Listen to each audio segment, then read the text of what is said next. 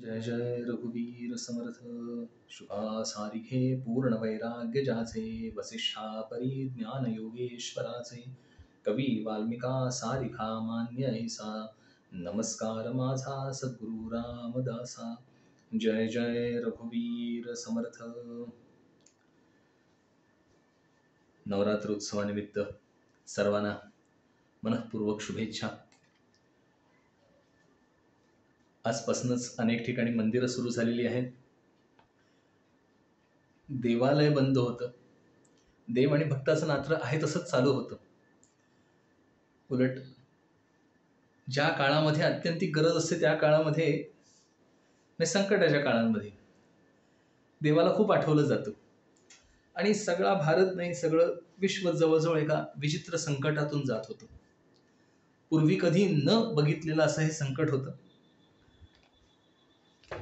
बरेचसे व्यवहार केव्हाच सुरू झालेत, मागल्या वर्षीपासूनच. तरीही उघडपणाने काही गोष्टी बंद होत्या. त्या आता मोकळ्या झालेल्या आहेत शासना दरबारी. तेव्हा त्या भगवती मातेला प्रार्थना करूया की अशी कितीही संकट जरी आमच्यावर आली तरी आमच्या मनामध्ये तुझ्याबद्दलचं प्रेम अखंड राहू दे, तुझी कृपा अशी राहू दे जेणेकरून आम्ही सगळ्या संकटांना तोंड देऊ शकू. आमच्या संकट समयी तू धावून येच, पण त्या संकटांना मात करण्याची शक्ती देखील तूच आहेस. आणि संकटांच्या ठिकाणी शक्ती तुझीच आहे, तर त्यातनं तू त्यांचं हरण कर. म्हणजे जसं म्हटलं जातं की तोच विश्व निर्माण करतो आणि तोच संपवतो, त्याच्या इच्छेने सगळं चालतं. तेव्हा आमच्या ठिकाणी जी इच्छा होते ती तुझीच आहे आणि तूच तुझ्या इच्छेने आम्हाला योग्य वर्तन आमच्याकडनं करवून घे. आणि जे वर्तन आमच्याकडनं योग्य होणार नाही वा ज्या ठिकाणी आम्ही अपेक्षेपेक्षा कमी पडू त्या ठिकाणी तूच आम्हाला आधार दे. कारण तुझ्या व्यतिरिक्त आहे कोण आमचं? या आईशिवाय, या भगवती मातेशिवाय, या जगदंबेशिवाय भक्ताला या चराचरात त्रारणार आहे कोण? नाही. आणि असंच समर्थ ह्या आदिशक्ती परमेश्वरी नारायणी रे ह्या काव्यामध्ये वर्णन करतात. आपण 3 दिवस ह्या 6 चरणांचा विचार करणार आहोत. समर्थ आपल्याशी बोलतायत आणि भगवतीला सांगतायत, प्रार्थना करतायत. काय म्हणतायत समर्थ? आदिशक्ती परमेश्वरी नारायणी रे. तू आदिशक्ती आहेस, तू परमेश्वरी आहेस, तू नारायणी आहेस. नारायण आणि नारायणी. नारायणाची शक्ती, तिला म्हणायचं नारायणी. आता शक्ती ही शक्तिवानापेक्षा वेगळी नसते, अंगभूतच असते. त्याच्याबरोबरच असते. माझी शक्ती माझ्याबरोबर आहे, पण शक्ती क्षीण होते आणि मी शक्तिहीन झालो असा अनुभवाला येतो. मी असतो, शक्ती नसते. म्हणजे कार्य करण्याची शक्ती वा तत्सम सगळ्या विविध प्रकारच्या शक्त्या या सोडून जाऊ शकतात.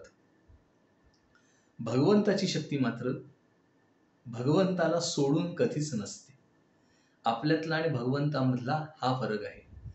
मग समर्थ काय म्हणतात? तू शक्ती आहेस. कोणाची आहेस? नारायणाची शक्ती आहेस. आणि म्हणून नारायणाची शक्ती ती नारायणी.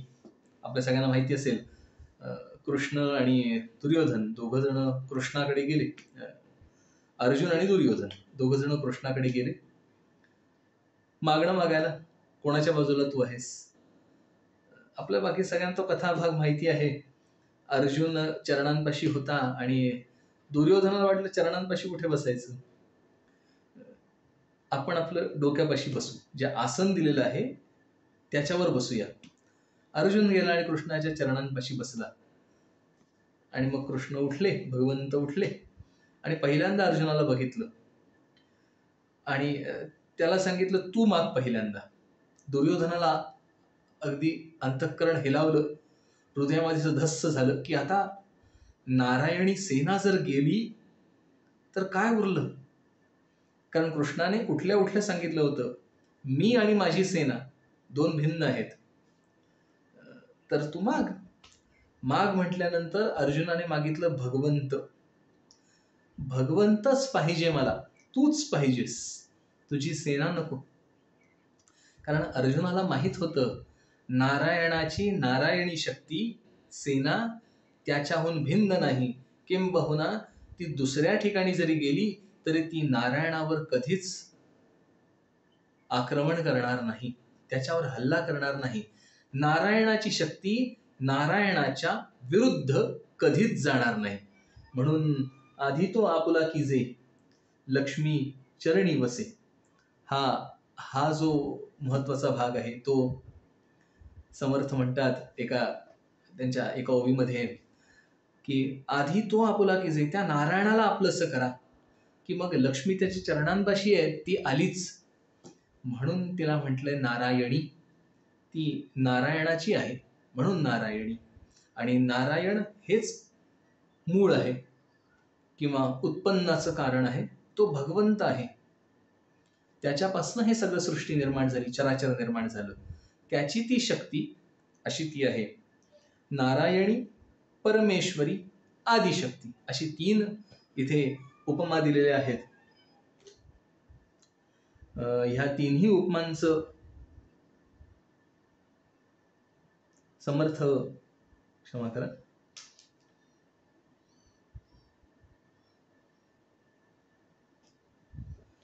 समर्थांनी ह्या 3ही उपमा इथे दिलेल्या आहेत. आदिशक्ती, परमेश्वरी, नारायणी. त्यातलं नारायणी बघितलं, ही परमेश्वरी आहे, परम ईश्वर किंवा सर्वाधिक मोठा ईश्वरी, सर्वाधिक मोठी ती शक्ती आहे. सर्वात श्रेष्ठ अशी जर काही असेल तर ती म्हणजे ही शक्ती आहे. आणि आदिशक्ती, परमेश्वरी आणि आदिशक्ती. आदी म्हणजे सर्वात पहिली, प्रथम सृजन जिथे झालं, तो संकल्प जिथे उठला, ती आदिशक्ती किंवा तिला मूळ माया म्हणता येईल. माया असं धरूया, ती माया आहे. आणि माया निर्माण झाली असा भ्रम जिथे झाला तिथून तिची उत्पत्ती आहे, भ्रमाची सुरुवातच तिथे आहे.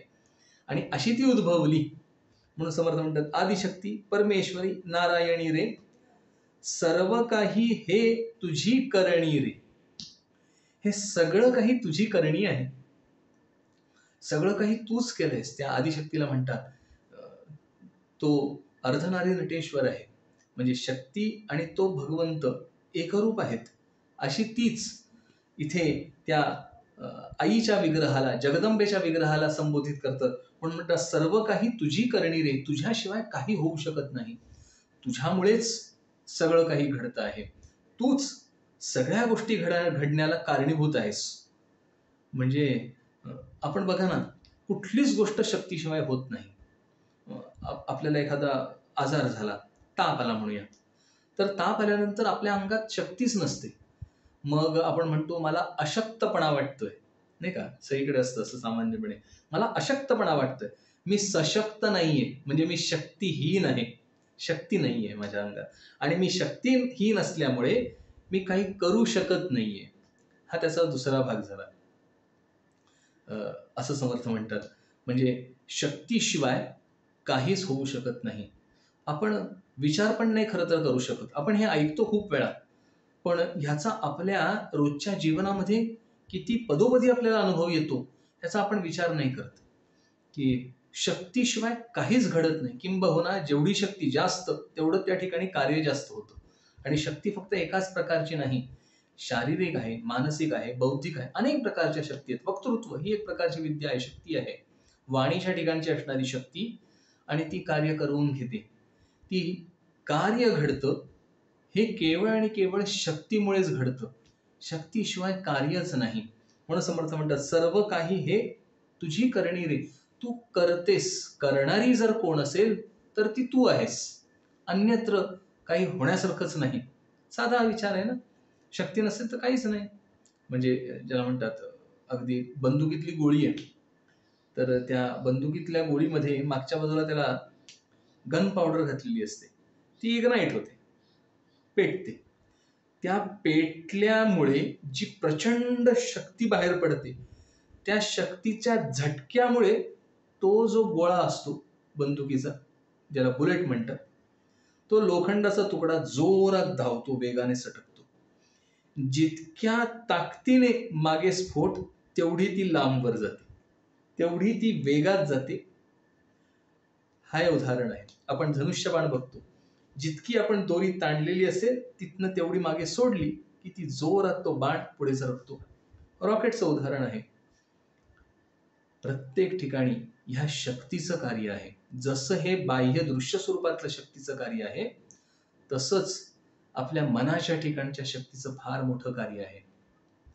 मी दुर्बल आहे असं एकदा मनाने घेतलं, मी अशक्त आहे असं मनाने एकदा घेतलं, मी बुद्धिहीन आहे असं मनाने घेतलं, माझ्या ठिकाणी क्षमता नाही असं एकदा मनाने घेतलं की मी स्वीकारतो, मी हतबल आहे, माझ्या ठिकाणी शक्ती नाही. आणि मग माझ्याकडनं काही कार्यच होत नाही, कारण मीच ते स्वीकारलेलं असतं. मी माझ्या शक्तीला डॉर्मंट करतो, शांत करतो, स्वस्थ करतो. आणि ज्यावेळी ह्या शक्तीला जाग करण्याचं काम केलं जातं की ती कार्यरत होते, ती बुद्धी प्रवाहित होते. लहान मुलांच्या ठिकाणी पण तसंच आहे. आपण बघाल, संस्कार हे जे लहान मुलांवर केले जातात हे काय आहेत? या संस्कारांच्या मार्फत तिला घडवलं जातं. त्याला साधा शब्द आहे, चॅनलाइज करणे. पाणी जसं समजा ते शेतकरी बघा, त्याचे पाणवठे काढतात आणि शेतात पाणी जायला लागलं की त्याला असं सगळीकडे फिरवतात. हेच संस्कार असतात. हे जे फिरवणं आहे, ती प्रवाहित होणं आहे, ती कार्याला लागणं आहे. कारण तो साठा आहे, तो आपल्याला स्वस्थ नाही करायचा आहे, ते प्रवाहित करायचे. शक्ती प्रवाहित स्वरूपातली पाहिजे. इलेक्ट्रिसिटी एका ठिकाणी आहे, नाही चालायचं. ती प्रवाहित झाली की तिचं सगळं कार्य दिसायला लागतं. हे सगळं तिचं कार्य आहे, त्या शक्तीचं कार्य आहे. आणि अशी शक्ती सगळ्या ठिकाणी प्रत्ययाला येते, प्रत्येक पदोपदी. साधा बघा ना, मोबाईलची बॅटरी डाऊन होते आपल्या, होते की नाही? रोजचा अनुभव आहे सगळ्यांना. काय वेगळं आहे? What is battery? त्याच्या आतली ती शक्ती आहे. ती शक्ती जर गेली तर ते आहे उत्तम मोबाईल, पण कामच काय करणार नाही, शून्य. It is dead. माझा मोबाईल डेड झालाय. What is that? काय येते?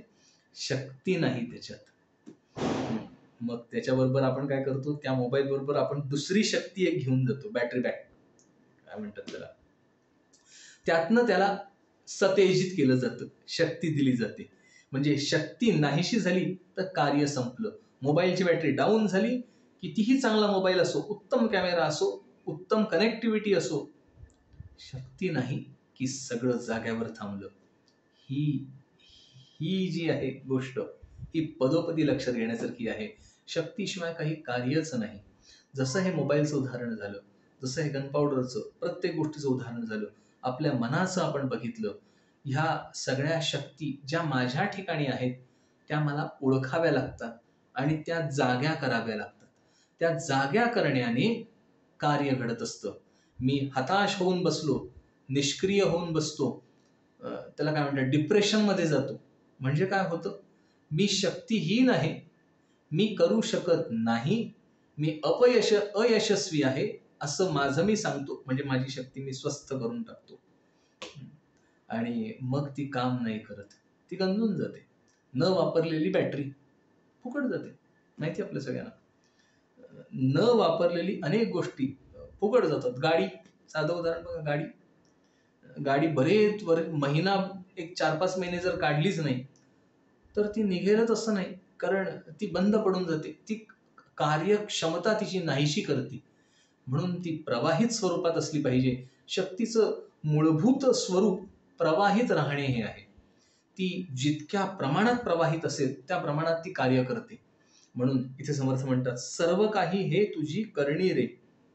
हे सगळं काही घडतंय हे तुझ्यामुळे घडतंय, शक्तीमुळे घडतंय. शक्तीची स्वरूप अनेक असतील, त्या ठिकाणी त्या प्रकारची शक्ती लागते. म्हणजे उदाहरणार्थ, प्रत्येक ठिकाणी डिझेल चालत नाही, प्रत्येक ठिकाणी पेट्रोल चालत नाही, प्रत्येक ठिकाणी इलेक्ट्रिसिटी चालत नाही, प्रत्येक ठिकाणी चारकोल चालत नाही.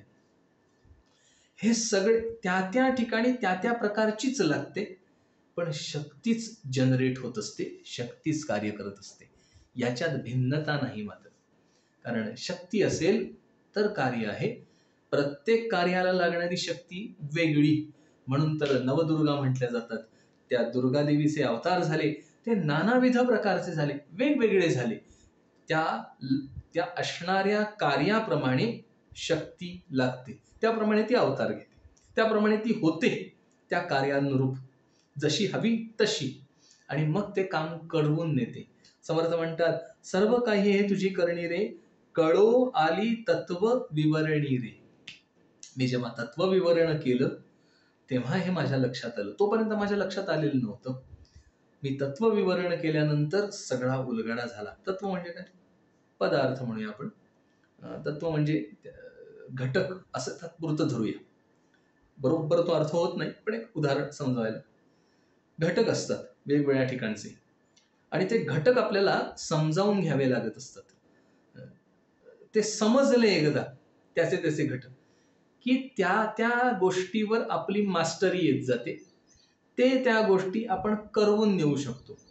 काय काय घटक आहेत आता उदाहरण देऊया आपण. समजा एक शिरा करायचा आहे, तर शिऱ्याला काय घटक लागतात? रवा लागते, साखर लागते, अजून काय लागतं? 2-4 घटक लागतात. म्हणजे निर्माण झालेला जो शिरा आहे त्याचे हे घटक आहेत हे एकदा समजलं की कुठे किती शक्ती द्यायची म्हणजे कार्य होईल हेही समजतं. आणि शक्ती म्हणजे तो गॅस, ती शक्ती आहे, उष्णतेची शक्ती, ती किती लागल्यानंतर कसं कार्य होईल हे समजतं. किंबहुना किती शक्ती लागणार आहे कुठल्या वेळी हेही समजून जातं. म्हणजे घटक समजले की त्याचा उलगडा होऊन जातो. तसंच समर्थ म्हणतात, कळो आली तत्व विवरणी रे. कधी मला कळलं तर मी जेव्हा तत्वांचं विवरण केलं. पंचमहाभूत, ह्या शरीराच्या ठिकाणी असणारी सगळी तत्व, ह्या सगळ्याचा उलगडा झाला. म्हणजे याला अन्वय म्हणता येईल, व्यतिरेक म्हणता येईल आपल्याला. अन्वय आणि व्यतिरेक असे 2 गोष्टी आहेत. हे सगळ्या शरीराचा मी उलगडा करता घेतला की प्रत्येक गोष्ट डिझॉल्व होते, बाजूला पडते. एक एक गोष्ट मला समजून जाते. त्याला पंचीकरण असंही म्हणतात. आणि हे पंचीकरण मी एकदा करायला गेलं, तत्व झाडा करायला घेतला की मग लक्षात येतं ह्यात काही नाहीये. संकल्पाव्यतिरिक्त, भ्रमाव्यतिरिक्त ह्याला खरं अस्तित्वच नाही हे त्या वेळात लक्षात यायला लागतं. आणि मग हे सगळं कार्य शक्तीचं कसं आहे हेही कळतं. भगवंताने केवळ आणि केवळ संकल्प केला, त्याच्या संकल्पात शक्ती आहे. त्याच्या ठिकाणी संकल्प जो झाला तोच मुळी अरे जे झालेशी नाही या घटनेमधला आहे खरं म्हणजे. परंतु तो झाला असा भासतोय, भ्रमात्मक आहे, पण त्याच्या संकल्प आहे, तो भगवंताचा संकल्प आहे. संकल्पातूनच झाली निर्माण, ती शक्ती झाली निर्माण, ती भगवती निर्माण झाली. आणि मग तिचं हे सगळं कार्य, सगळा विस्तार निर्माण झाला पुढे, जो आपल्याला पंचमहाभूतांच्या मार्फत आणि या पंचमहाभूतांच्या पंचीकरणाच्या नंतर सगळाच्या सगळा विश्वपसारा दिसायला लागतोय. आणि ह्या विश्वपसाऱ्यामध्ये आपण वावरतोय रोज. त्या सगळ्या घटना, सगळ्या गोष्टी आणि त्यांचं एकमेकांशी त्याला इंटरॅक्शन म्हणूया, हे सगळं घडतंय. हे मला केव्हा कळलं? जेव्हा मी सगळ्या ठिकाणी त्याचं विश्लेषण केलं, तत्व झाडा केला.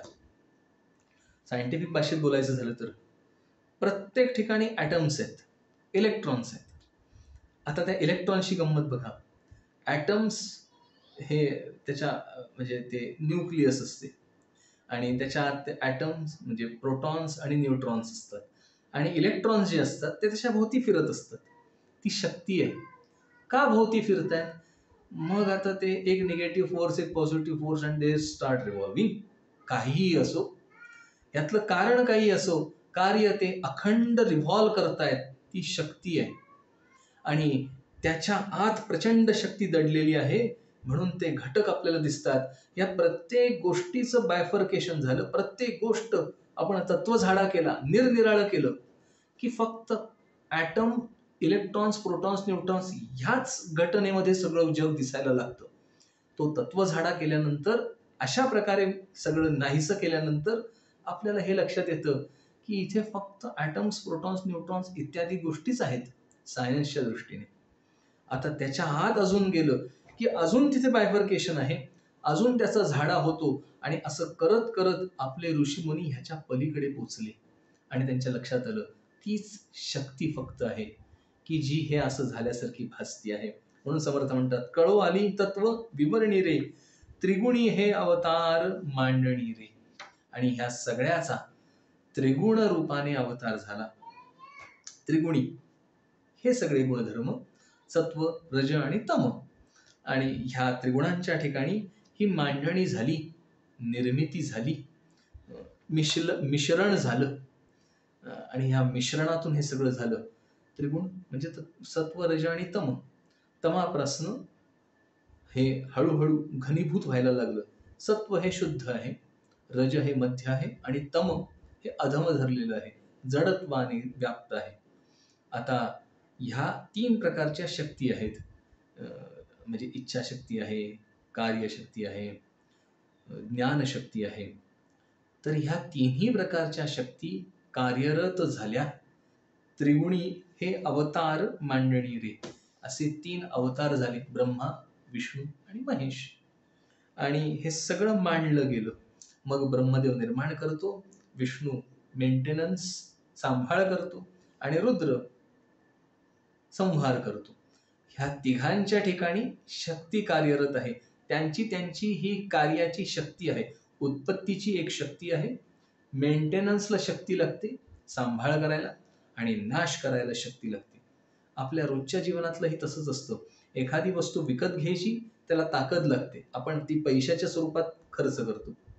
मग ती जी आणलेली वस्तू आहे ती सांभाळ करून ठेवावी लागते, म्हणजे तिला मेंटेनन्स आला, तिला सांभाळायला परत आपली ताकद खर्च होते, आणि परत तिची विल्हेवाट लावायची झाली तर त्याला स्वतंत्र शक्ती खर्च होते. शक्तीशिवाय कार्य नाही. म्हणून समर्थ म्हणतात, हे पहिलं चरण झालं. दुसऱ्या चरणात म्हणतात, शक्तीवीण कोणाची काया चाले रे. आपण हा विषय बघितला आता. शक्तीशिवाय कोणाची काया चालू शकत नाही. काया शरीर हे चालू शकत नाही. अशक्तपणा आला, खूप अशक्तपणा आला तर ती शक्ती नाही त्याच्या ठिकाणी. आता ही मी शक्ती सांगतो ही जागृत अवस्थेतली आहे. कोमामध्ये जेव्हा मनुष्य जातो तेव्हा त्याला त्याच्या शक्तीचं पूर्ण विस्मरण होतं. झोपतो त्यावेळा त्याला त्याच्या शक्तीचं विस्मरण होतं, डीप स्लीप, स्वप्नावस्था नका धरू. त्याला ह्या बाह्यांगाच्या, ह्या मस्क्युलर पॉवरचं पूर्ण विस्मरण होतं. तो त्या शक्तीपासून लांब जातो, शक्ती नाहीशी झाल्यासारखी होते. म्हणून शरीर तसंच स्वस्थ पडलेलं असतं. एस्पेशली कोमाचा विचार करा. शरीर स्वस्थ पडलेलं असतं, त्याला काही कळता येत नसतं, ते करूच शकत नसतं, कारण शक्तीहीन झालेलं असतं. शक्तीने त्याच्यापासून दुरावा केलेला असतो. त्या पंचभूतांच्या तत्व, त्या सगळ्या गाठोड्यापासून शक्तीने आपल्याला दूर केलेलं असतं. ती इच्छाशक्ती जी असते तीच तिथे कार्यरत नसते. प्राणशक्ती म्हणूया आपण, तर ती कार्यरत नसते, ती त्याच्यापासून दूर जाते. शक्ती नाही. शक्तीवीण कोणाची काया चाले रे. शक्तीवीण शरीर कैसे हाले रे. शरीर हलू शकत नाही. आणि हे शरीर, फक्त हे शरीर धरू नका, हे व्यष्टी शरीर आहे भगवंताचं, ह्या सृष्टीचं. ही सगळी सृष्टी एक शरीर आहे. कारण ह्या सृष्टीचा जर विचार केला तर मी एखाद्या ठिकाणीचा एक घटक जर बदलला तर त्याचा राऊंड ऑफ परिणाम सगळ्यांवर पडतो.